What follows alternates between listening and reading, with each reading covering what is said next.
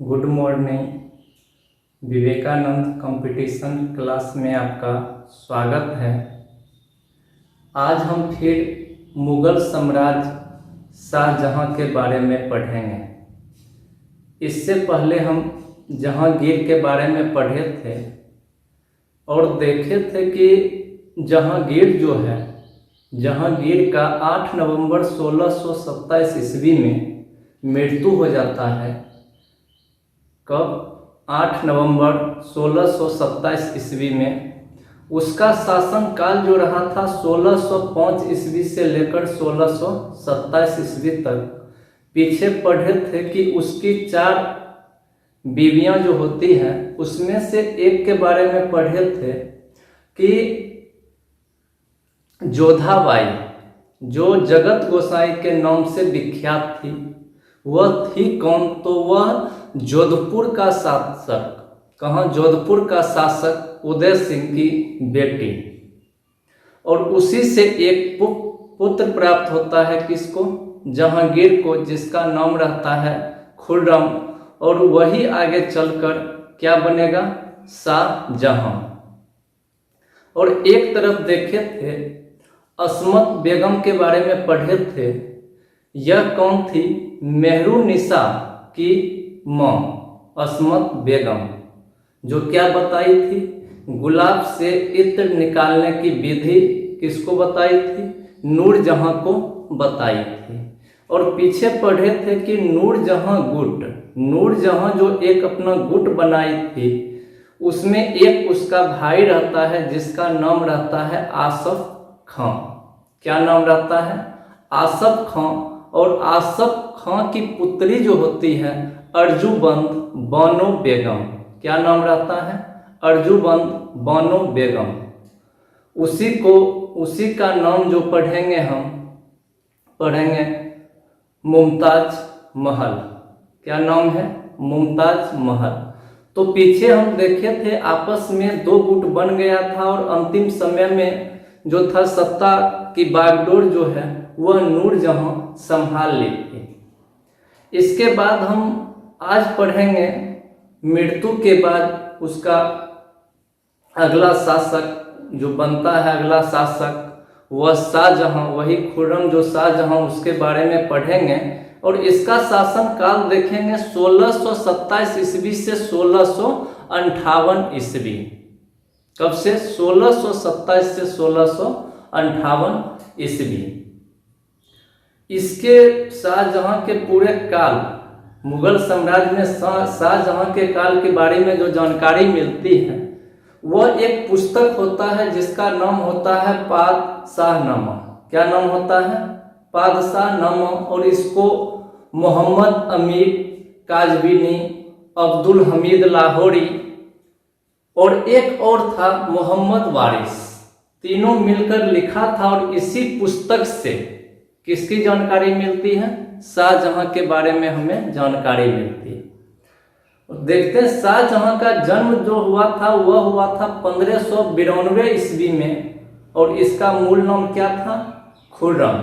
इसको याद रखें, इसका मूल नाम जो है खुर्रम है और वास्तविक नाम जो है शिहाबुद्दीन मोहम्मद शाहजहां।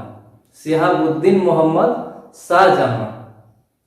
इसका राज्याभिषेक जो होता है, राज्याभिषेक जस्ट जिस समय जहांगीर का मृत्यु होता है उसके बाद इसका क्या होता है? राज्याभिषेक 4 फरवरी 1628 ईस्वी को। कहाँ पे हुआ था राज्याभिषेक? आगरा में। और इसकी पत्नी जो होती है अर्जुबंद बानो बेगम, जो मुमताज महल के नाम से जानी जाती है, शादी कब हुआ था? 1612 ईस्वी में। इसके बाद इसके बारे में पढ़ेंगे कि शाहजहां के काल को स्वर्ण युग का काल भी कहा जाता है, क्योंकि इस समय जो है ईरान और हिंदू दोनों को मिलाकर के एक स्थापत्य कला का काफी विकास हुआ है। हम देखे हैं इधर आगरा का ताजमहल, लाल किला, जमा मस्जिद सब इसी के समय में बना है। और 1631 ईस्वी में मुमताज महल का क्या होता है? मृत्यु हो जाता है। कब मृत्यु होता है? जब वह 14वां, बच्चे को जन्म देते समय प्रसव पीड़ा के कारण क्या हो जाता है, उसका मृत्यु हो जाता है। और उसका जो है कब्र को कहाँ दफनाया जाता है, आगरा में। और उसी के कब्र पर क्या बनाया जाता है, ताजमहल। कौन बनाता है, शाहजहां। इसके बाद देखेंगे कि यह बहुत सारे महल, ताजमहल, मयूर सिंहासन, दिल्ली का लाल किला, सबका निर्माण हुआ। एक एक करके हम उसके बारे में पढ़ेंगे। तो आइए अब स्टार्ट करते हैं शाहजहां। और शाहजहां का काल जो है 1605 ईस्वी से 1627 ईस्वी किसका था, जहांगीर का। और जस्ट उसके बाद हम पढ़ेंगे 1627 ईस्वी से अभी स्टार्ट करेंगे 1658 ईस्वी तक। अब यहाँ शाहजहां के कार्यकाल को देखते हैं कि उसका कार्यकाल जो है 1627 से 1658 ईस्वी। जन्म कब हुआ था, 5 फरवरी 1592 ईस्वी। उसका मूल नाम देखेंगे, मूल नाम एक वास्तविक नाम और एक जब राज्याभिषेक होता है तो उपाधि धारण करता है। तो मूल नाम क्या है, खुर्रम। और वास्तविक नाम देखते हैं शिहाबुद्दीन मोहम्मद शाहजहां। इसका राज्याभिषेक जो है 4 फरवरी 1628 ईस्वी को आगरा में होता है। कहाँ पे, आगरा। उपाधि कौन सा धारण किया था जिस समय गद्दी पर बैठा, अबुल मुजफ्फर साहबुद्दीन मोहम्मद साहिब किरण ए सानी। मुगल साम्राज्य में सबसे लंबा इसी का उपाधि है और नाम है। उसकी पत्नी का नाम रहता अर्जुमंद बानो बेगम, जो बाद में शादी के बाद वही मुमताज महल बनेगी। इसका मृत्यु जो है 1631 ईस्वी में हो जाता है, किसका, मुमताज महल का। बच्चे को जन्म देते समय प्रसव पीड़ा के कारण इसकी क्या होती है, मृत्यु। शादी कब हुआ, 1612 ईस्वी में। और यह 1627 से 1658 ईस्वी जो शाहजहां का हम कार्यकाल देखते हैं, इस पूरे एक बुक में संकलन किया गया है। उस पुस्तक का नाम है बादशाहनामा। इसको भी याद रखेंगे, एक बार क्वेश्चन पूछा है।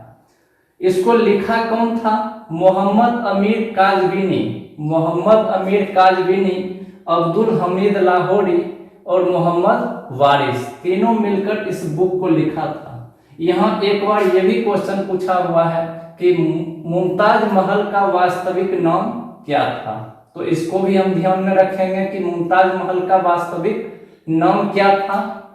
और यही मुमताज महल, इसका जब मृत्यु होता है तो उस समय हम पढ़ेंगे कि मृत्यु होने के बाद इसका जो कब्र है, कब्र जहां दफनाया गया है उसी के ऊपर में क्या हुआ है, ताजमहल का निर्माण।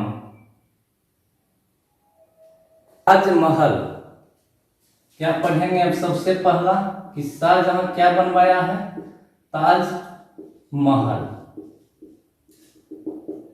इसके बारे में देखेंगे कि ताजमहल जो है, इसका जो डिजाइन, जिसको हम क्या बोलते हैं, रूपरेखा, इसको तैयार किया था उस्ताद ईसा खां। कौन, उस्ताद ईसा खां। क्या चीज, रूपरेखा। इसके बाद देखेंगे रूपरेखा तैयार करने के बाद इसका जो कलाकार जो होता है, मुख्य निर्माणकर्ता जिसको बोलेंगे, वह होता है उस्ताद अहमद लाहौरी। उस्ताद अहमद लाहौरी।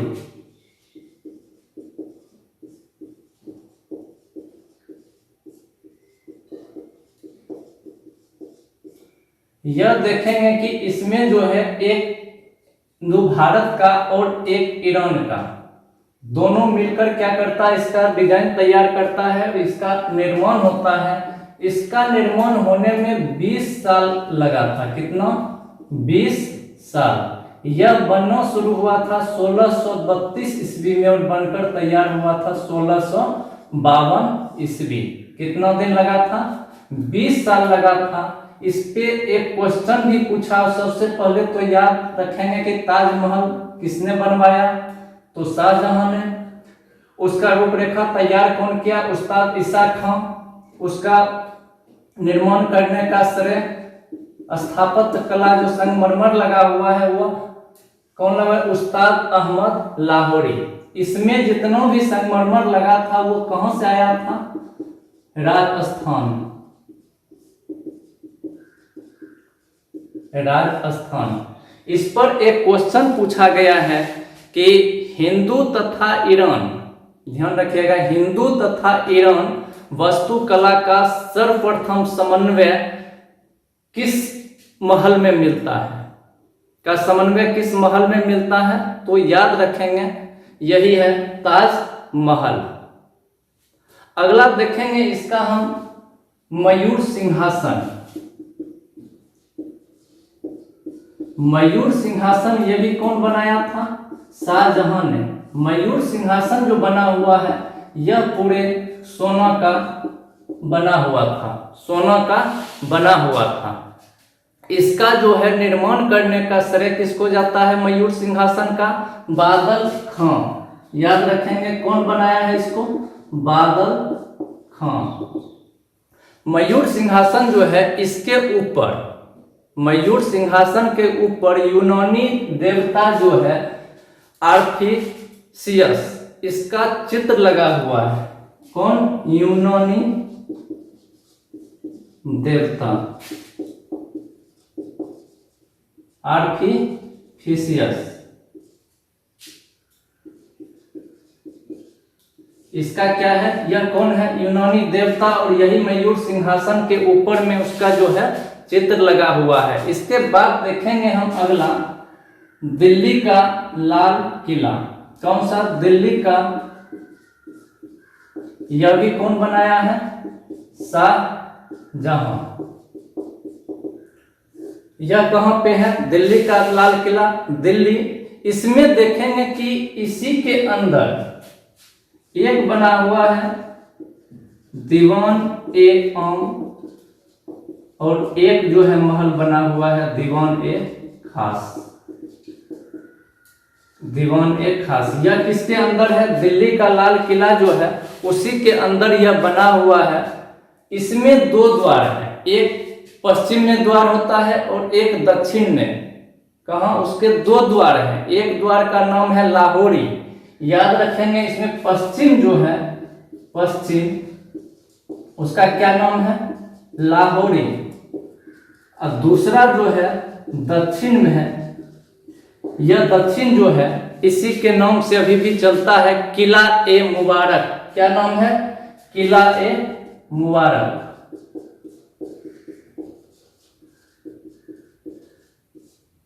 किला ए मुबारक। तो इसको भी देखेंगे। दिल्ली का लाल किला कौन बनवाया था?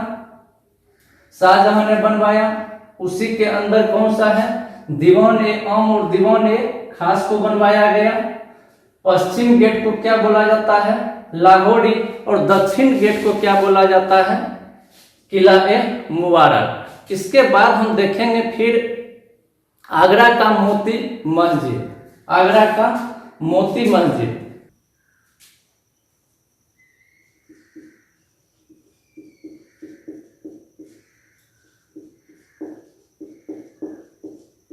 आगरा का मोती मस्जिद। यह आगरा का मोती मस्जिद जो है यह किसने बनाया था? यह भी बनाया था शाहजहां ने। और यहाँ पे एक और है दिल्ली का मोती मस्जिद। दिल्ली का मोती मस्जिद यह बनाया था औरंगजेब ने। इसमें कंफ्यूजन नहीं करना है। आगरा का मोती मस्जिद कौन बनाया है? शाहजहां। और दिल्ली का मोती मस्जिद कौन बनाया है? औरंगजेब ने। इसके बाद कुछ देखेंगे इसका, जैसे लाहौर का किला। लाहौर का किला, शीश महल,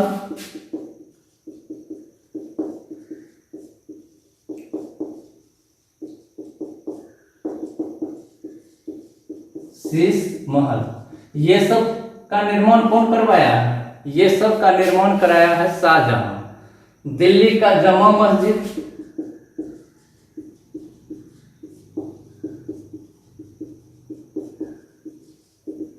यह भी क्वेश्चन एक बार पूछा हुआ है, दिल्ली का जामा मस्जिद कौन बनाया था। और ये इसमें लोग कंफ्यूजन करता है, कंफ्यूजन नहीं करना है। ये आगरा का मोती मस्जिद शाहजहां और दिल्ली का मोती मस्जिद जो है वो औरंगजेब बनाया था। हम देखते हैं कि शाहजहां के काल को स्थापत्य कला का, किसके काल को, शाहजहां के काल को स्थापत्य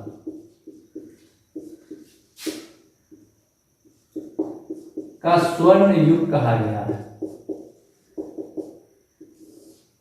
किसके काल को, शाहजहां, शाहजहां के काल को स्थापत्य कला का स्वर्ण युग कहा गया है। और इससे पहले हम पढ़े थे जहांगीर के बारे में, उसमें क्या था, जहांगीर की चित्रकला का स्वर्ण युग बोला गया था। किसको, किसके काल को, जहांगीर के काल को। उसके बाद देखते हैं 1648 ईस्वी में, कब, 1648 ईस्वी में शाहजहां जो है एक शहर को बसाया। कौन, शाहजहां, कब, 1648 ईस्वी में कौन बसाया है, शाहजहां। और उसका नाम क्या रखता है, शाहजहानाबाद।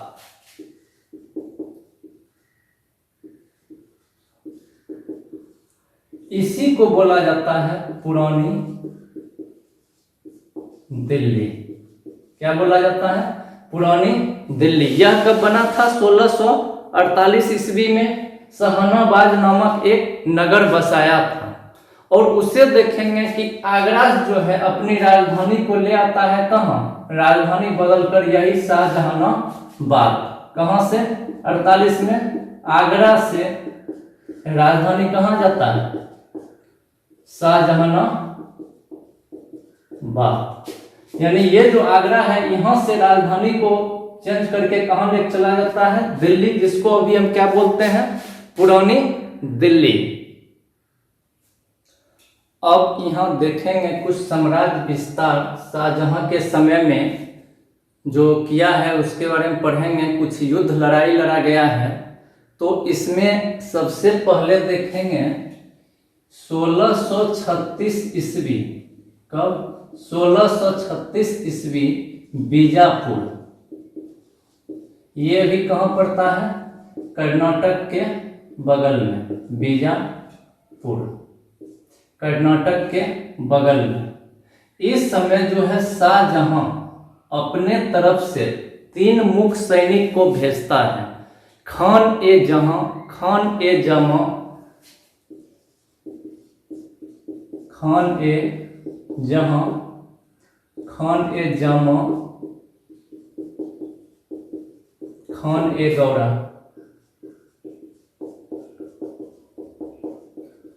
यह तीनों सैनिक को कहां भेजता है, बीजापुर। वहां का शासक कौन रहता है, मोहम्मद आदिल शाह। शासक मोहम्मद आदिल शाह। ये मोहम्मद आदिल शाह जो है क्या करता है कि इसकी अधीनता को, यानी शाहजहां की अधीनता को स्वीकार कर लेता है, स्वीकार। इसी जगह पड़ता है कर्नाटक, बीजापुर। पहला अभियान में देखते हैं कि अधीनता स्वीकार। उस समय बीजापुर का शासक कौन था, मोहम्मद आदिल शाह। दूसरा फिर देखेंगे अभियान 1636 ईस्वी में ही दूसरा अभियान होता है गोलकुंडा के विरुद्ध। कहां, गोलकुंडा, इसके विरुद्ध। इसमें भी 1636 ईस्वी में देखते हैं कि गोलकुंडा का शासक जो रहता है सुल्तान अब्दुल्ला शाह। कौन रहता है, सुल्तान अब्दुल्ला शाह। वह भी इसकी अधीनता को स्वीकार करता है।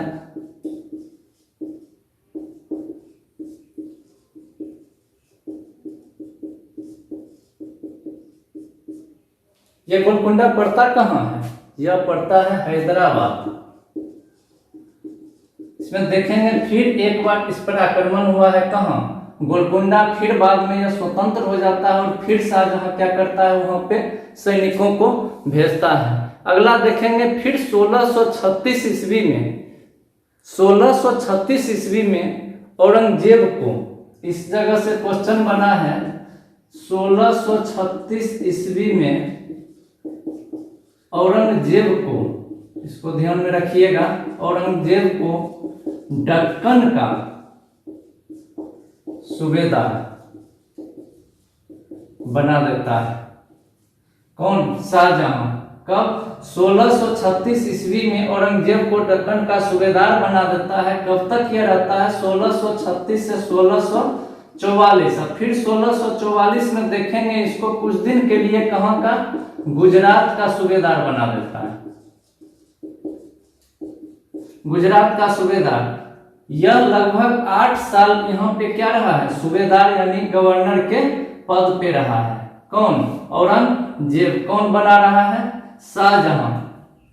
इसके बाद देखेंगे यहाँ पर एक और अभियान जो हुआ है 1656 ईस्वी में, गोलकुंडा, यही जो पढ़े हैं यहाँ पे, फिर एक हुआ है अभियान। कब?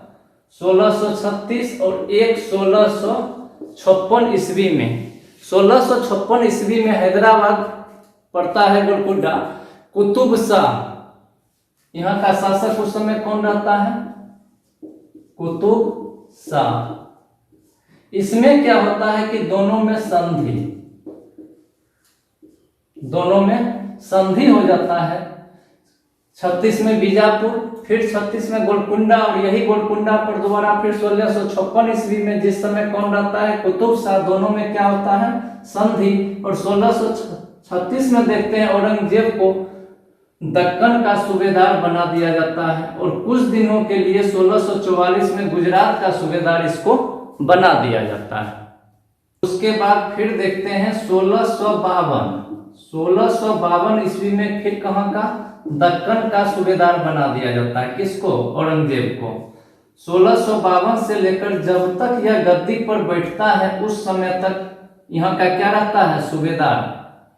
तो इसमें एक बार क्वेश्चन आया है कि शाहजहां के शासन काल में सबसे अधिक दिनों तक सूबेदार गवर्नर के पद पर कौन रहा था? दक्कन के गवर्नर के पद पर, तो नाम याद रखेंगे, औरंगजेब। सबसे अधिक दिनों तक औरंगजेब ही गवर्नर के पद पर रहा था। उसके बाद देखेंगे ईरान के तरफ, इधर अफगानिस्तान के जस्ट बगल में देखेंगे कि हर संभव शाहजहां चाहता है कि इस एरिया को बंद करने के लिए, इस एरिया पर सेना को लगाने के लिए, ताकि इधर से कोई आक्रमण नहीं कर सके, किधर से? ईरान की तरफ से अफगानिस्तान होकर के कोई नहीं घुसे। वहीं पे बल्ख और बदख्शां, क्या नाम है? यहीं पे होता है बल्ख और अफगानिस्तान, बल्ख और बदख्शां। ये भी क्वेश्चन पूछा हुआ है, बल्ख और बदख्शां। इसको हमेशा शाहजहां चाहता है कि इसको बंद करके रखें, यहाँ की स्थिति को मजबूत करके रखें, लेकिन बार बार प्रयास करने के बाद भी शाहजहां को सफलता नहीं मिल पाया, क्योंकि एक तरफ ईरान का शाह था और एक तरफ मुगल था। दोनों में बराबर युद्ध होता रहा, लेकिन कभी भी शाहजहां को सफलता नहीं मिला।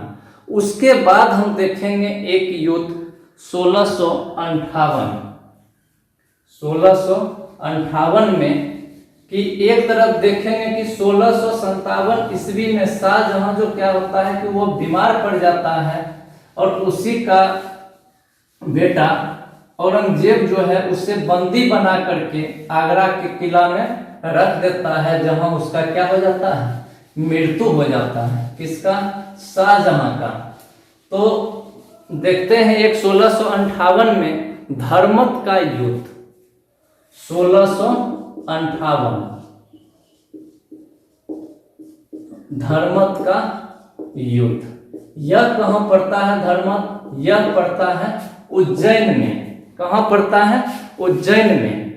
यहां जो है एक तरफ, इससे पहले हम देखेंगे एक साइड कि इसका 4 पुत्र होता है, और गद्दी को लेकर के आपस में ही चारों में क्या होता है? लड़ाई होता है, आपस में ही चारों लड़ते रहता है। तो इसमें देखेंगे कि औरंगजेब, एक धर्मत का युद्ध जो हुआ है एक तरफ कौन है? औरंगजेब प्लस मुराद। मुराद कौन है? सबसे छोटा भाई। और एक तरफ हम देखेंगे शाही सेना। एक तरफ शाही सेना, दोनों के बीच क्या होता है? युद्ध होता है। शाही सेना और औरंगजेब तथा दोनों के बीच युद्ध होता है, जिसमें शाही सेना का क्या होता है? हार होता है। उसके बाद देखेंगे क्या होता है? शाही सेना का हार होता है। एक तरफ से शाही सेना के तरफ से कासिम खां, कौन? कासिम खां, इसमें कासिम खां। और दूसरा जो होता है वह जोधपुर का राजा। कहां का? जोधपुर का राजा जसवंत सिंह।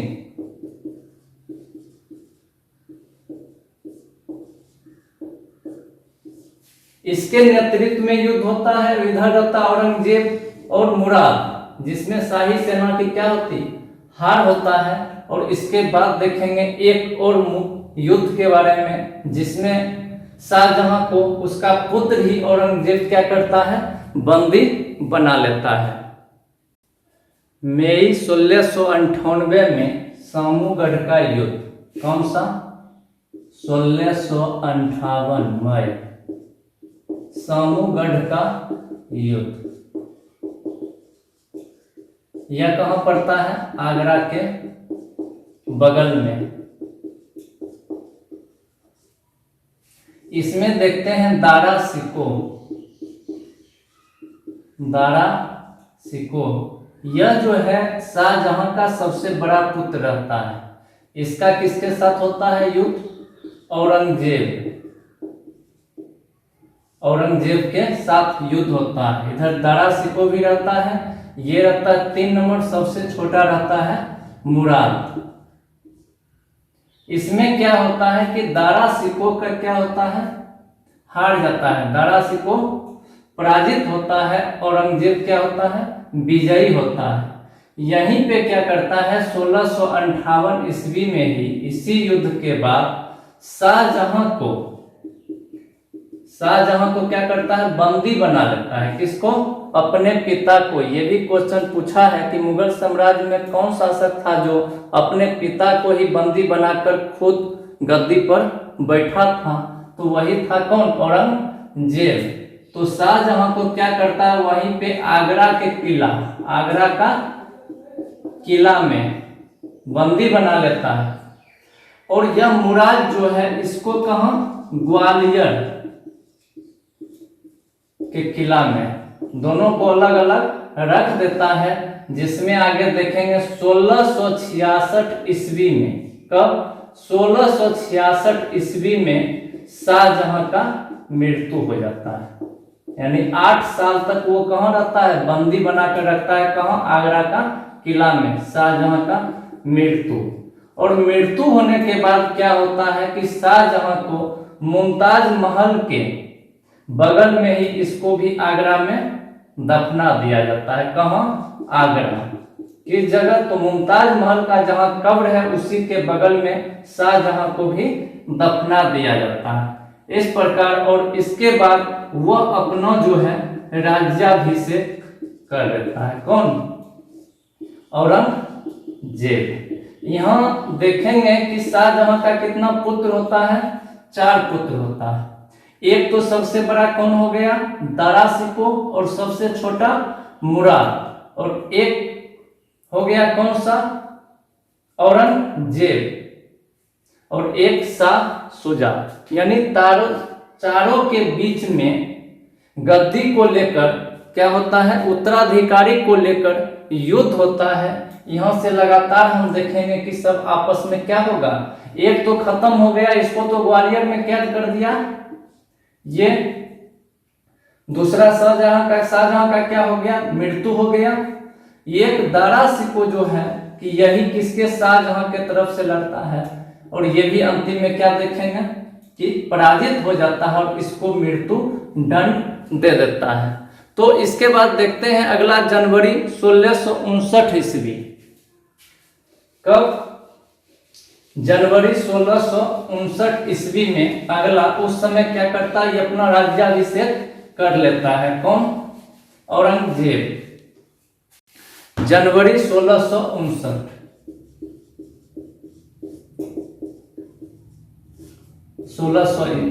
अब गद्दी पर कौन है इस समय? क्या होता है, शाहजहां की मृत्यु हो चुका है, गद्दी पर औरंगजेब बैठा हुआ है। यह होता है खजुआ का युद्ध। खजुआ का युद्ध यह कहां पड़ता है? इलाहाबाद के बगल में।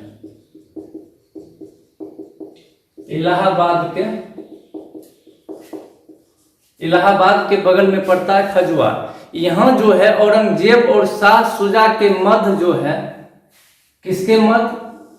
औरंगजेब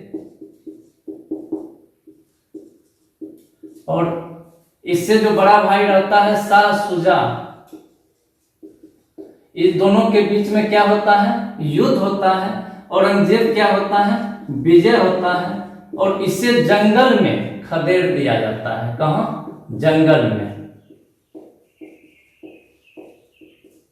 यह भी भाग जाता है। कौन? शाह शुजा। उसके बाद देखेंगे मार्च 1600, यह कब हो गया? जनवरी। अब देखेंगे मार्च 1659। कब? मार्च 1659 ईस्वी में औरंगजेब का युद्ध। इसका नाम दिया गया देवराय का युद्ध। यह पड़ता है कहां? अजमेर के निकट। देवराय का युद्ध यह कहां पड़ता है? अजमेर के निकट। इसमें क्या हुआ है कि इसमें औरंगजेब और दारा सिकोह के बीच क्या होता है? किसके किसके बीच? औरंगजेब और दारा सिकोह।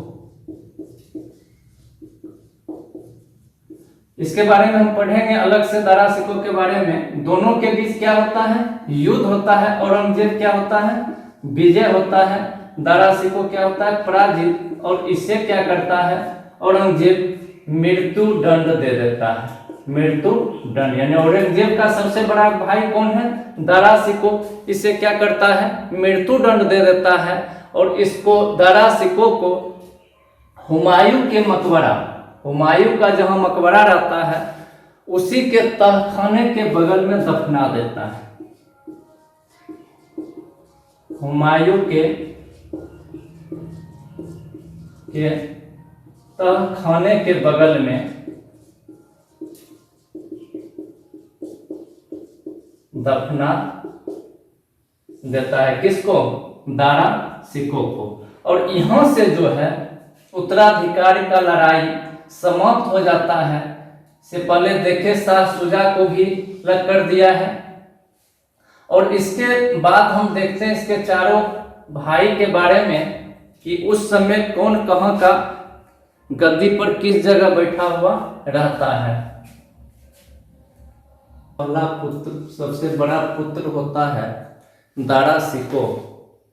दारा सिकोह को क्या नाम रहता है? दारा सिकोह। इसको याद रखना। इससे 6-7 और क्वेश्चन पूछे हुए हैं कि बड़ा पुत्र कौन सा है? दारा सिकोह। यह जो है बहुत ही बुद्धिमान व्यक्ति है, बहुत ही ज्ञानी पढ़ा लिखा व्यक्ति है। इन्होंने 52 उपनिषद को, कितने?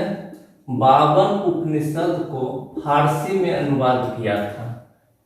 कितना? 52। और उसका जो है शीर्षक दिया था शेर-ए-अकबर। शेर-ए-अकबर। तो कितना? 52 उपनिषद को क्या किया? फारसी में अनुवाद करवाया और उस शीर्षक दिया शेर-ए-अकबर। इसी पर खुश होकर के कौन? शाहजहां जो है, शाहजहां जो दारा सिकोह को एक उपाधि देता है शाह बुलंद इकबाल। शाह बुलंद इकबाल।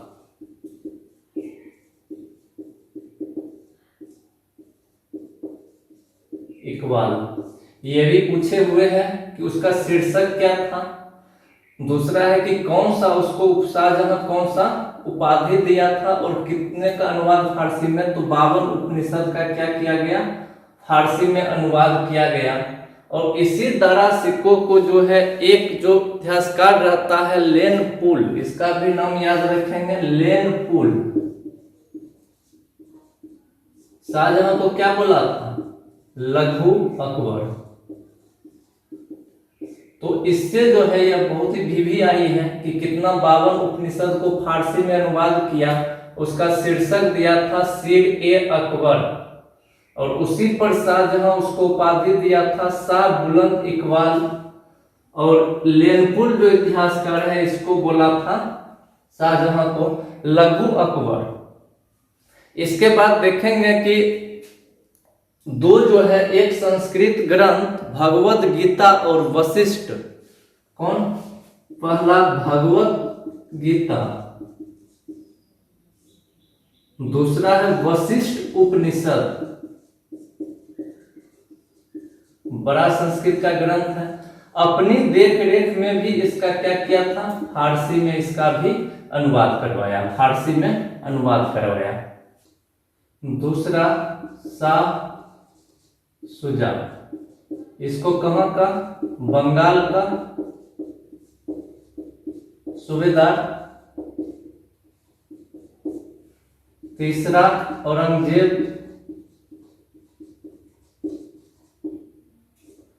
दक्कन का। और इसके बारे में पूरा पढ़ेंगे। चार जो है मुराद, वह गुजरात, वो मालवा का।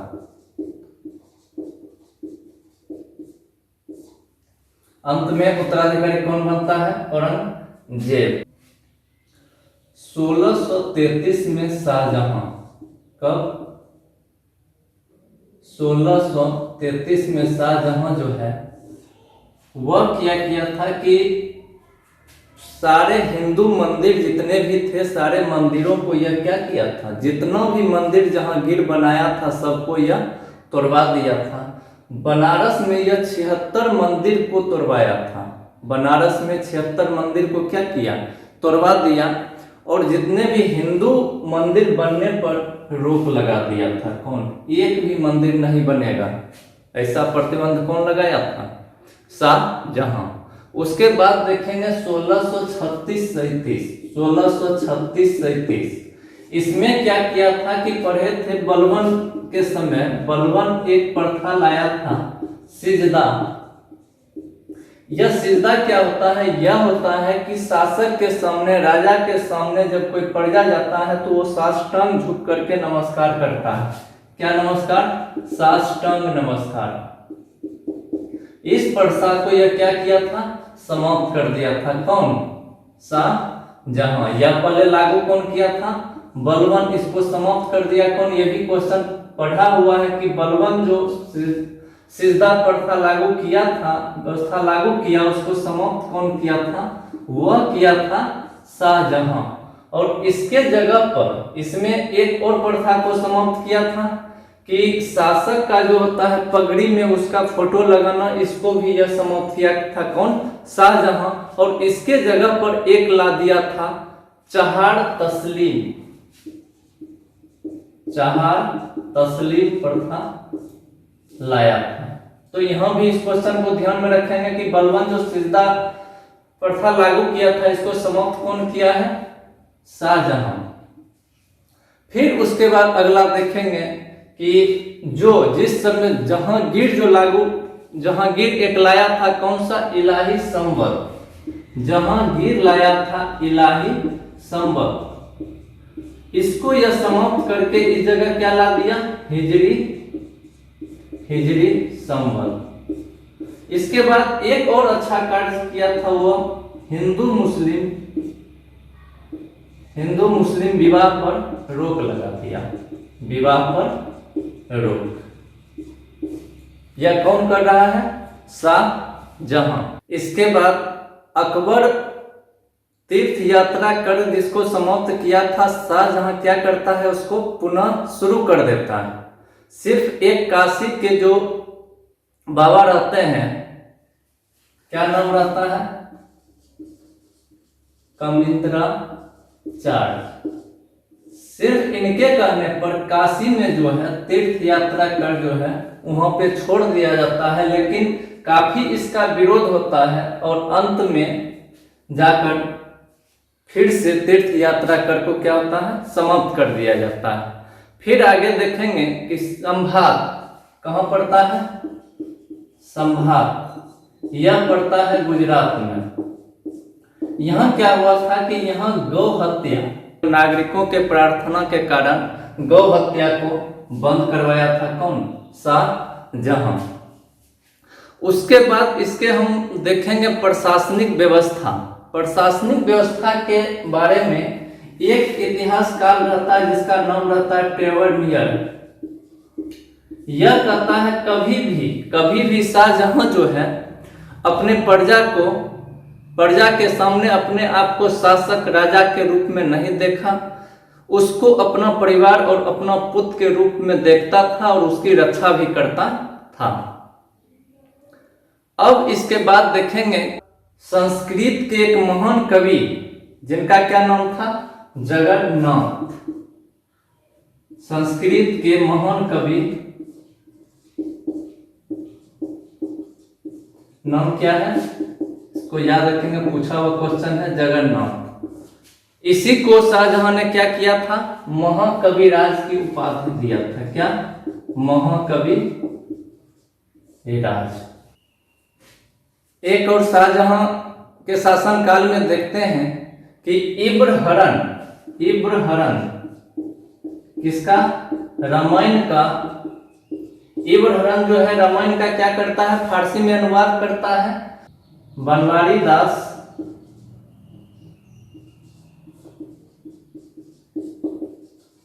प्रबोध चंद्रो दस को, इसको भी फारसी में अनुवाद करता है किस अवधि से, गुलजारे हाल। शीर्षक से क्या करता है, फारसी में अनुवाद करता है। इसके बाद देखेंगे शाहजहां के शासनकाल का जो राज कवि है वह है कलीम।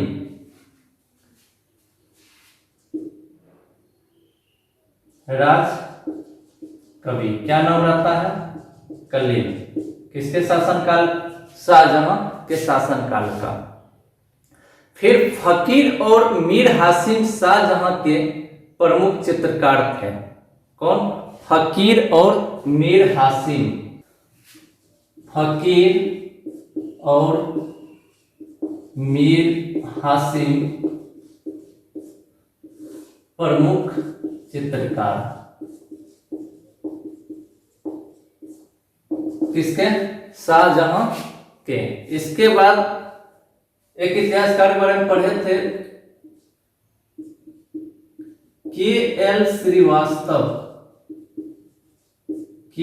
श्रीवास्तव जो है शाहजहां के काल को मुगल साम्राज्य के काल का स्वर्ण युग कहा है।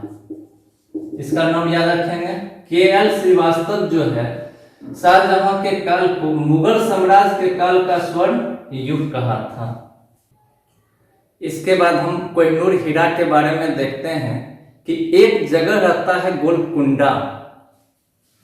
कौन सा, गोलकुंडा। यहां का जो उस समय शासक रहता है अब्दुल्ला कुतुब शाह। कौन, अब्दुल्ला कुतुब शाह। यह कब से कब तक रहता है, 1626 से पढ़ेंगे इसके बारे में, 1672 ईस्वी तक। इसके बाद देखेंगे एक आदिस्तान जो अफगानिस्तान के बगल में पड़ता है, आदिस्तान। वहीं का एक जो होता है हीरा व्यापारी जिसका नाम रहता है मीर जुमला। नाम याद रखेंगे, मीर जुमला। और इसका जो है वास्तविक नाम क्या था, मोहम्मद सईद। यह क्या है कि बहुत बड़ा व्यापारी है। कौन, मीर जुमला। यह कहां का रहता है, आदिस्तान। और यह आता है भारत में व्यापार करने। अब्दुल्ला कुतुब शाह इसको क्या करता है, अपना वजीर बना देता है। किसको, मीर जुमला को अपना क्या करता है, वजीर बना लेता है। और यह पता जब शाहजहां को चलता है हीरा के व्यापारी के बारे में, तो वह इसको क्या करता है, अपने दरबार में बुलाता है और इसको जो है 5000 मनसब, किसको, मीर जुमला को जो है 5000 मनसब, कितना दिया है, 5000 मनसब। इसका पुत्र जो होता है, पुत्र को भी यह क्या करता है, 2000 मनसब, मोहम्मद अमीन, इसको भी 2000 मनसब।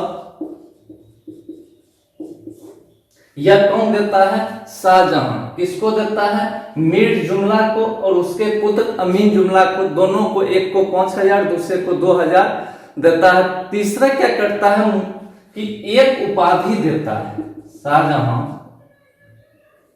एक उपाधि दे देता है, किसको, मीर जुमला को, मुअज्जम खां। ये भी पूछा हुआ क्वेश्चन, मुअज्जम खां, किसको उपाधि दिया है, मीर जुमला को मुअज्जम खां की उपाधि दे देता है। यही बात कौन जानता है, अब्दुल्ला कुतुब शाह।